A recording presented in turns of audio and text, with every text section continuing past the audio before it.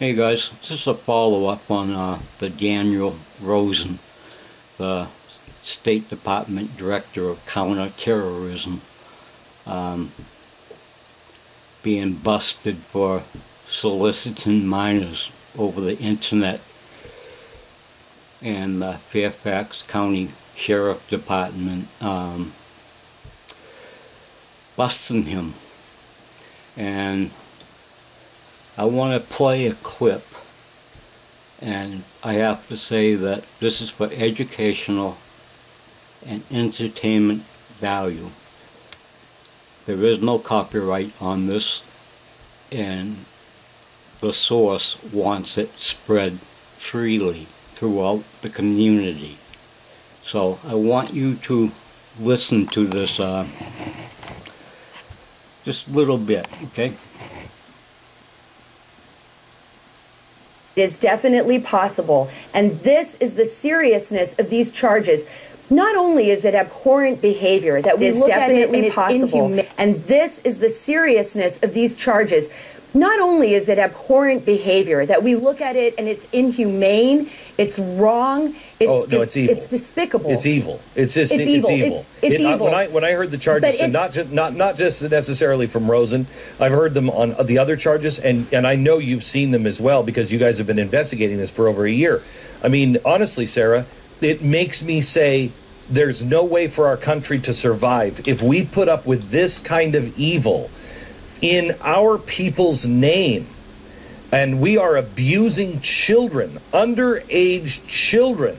There's no way we can survive. I don't believe in my country anymore, because if you won't, if the State Department won't do something, who will?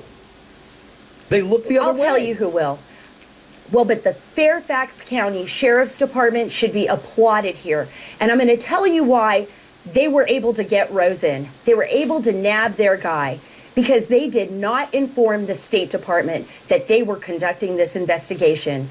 This is an independent law enforcement.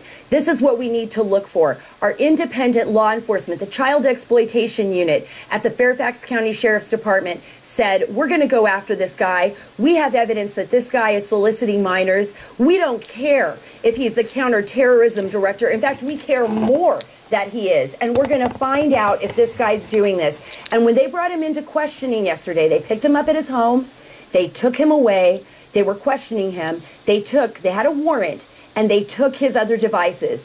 Because one of the questions that I asked, and they haven't been able to answer me, or maybe they just can't right now, was he using government devices to contact these children? Was he in contact with pedophiles?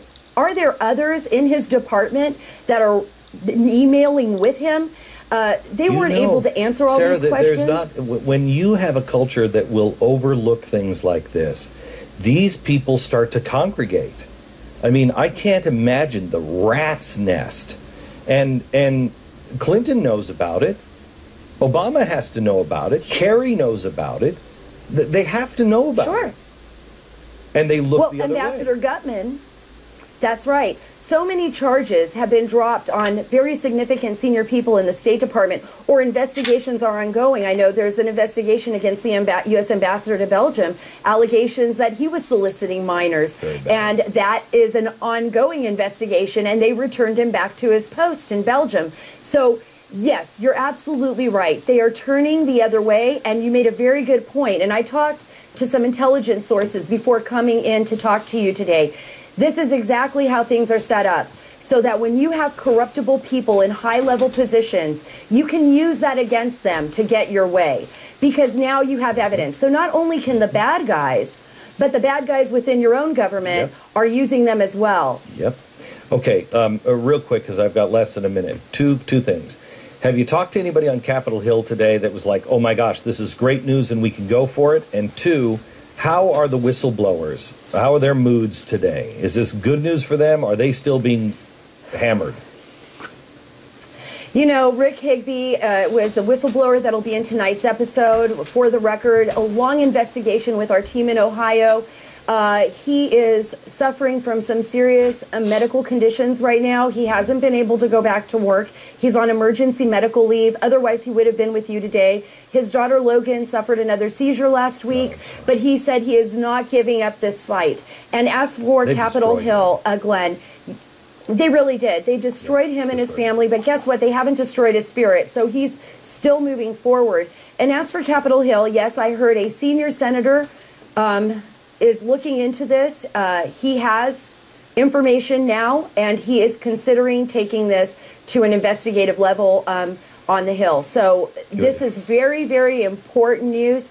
And, you know, we just hope everyone watches this show tonight. I think that for those who haven't seen it and for those that have, this is just going to show you how Pandora's box opened.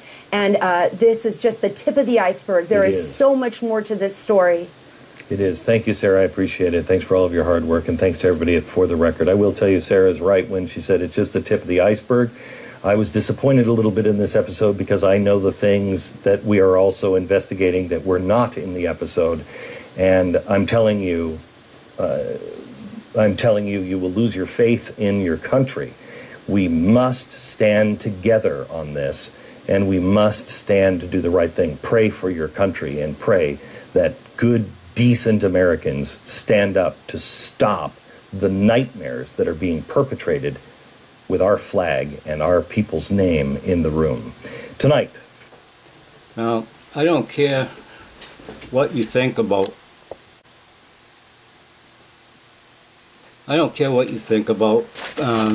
Glenn Beck. All I know is that when he puts something out, that all the T's are crossed, all the I's are dotted, all the words are spelt right. Now, I recorded that clip because they said it a lot better than I could. I tried last night and I couldn't do it right. So, that's a clip on the Blaze, in the news stories. This story is covered.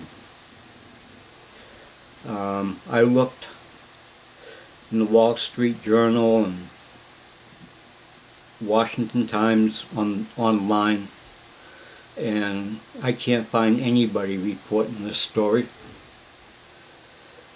We can't let it die. It's gonna be, I even emailed Judge Napolitano, hoping that he would read my email. I doubt it. But like, we can't let this slide anymore. We have to get these son of a bitches. So,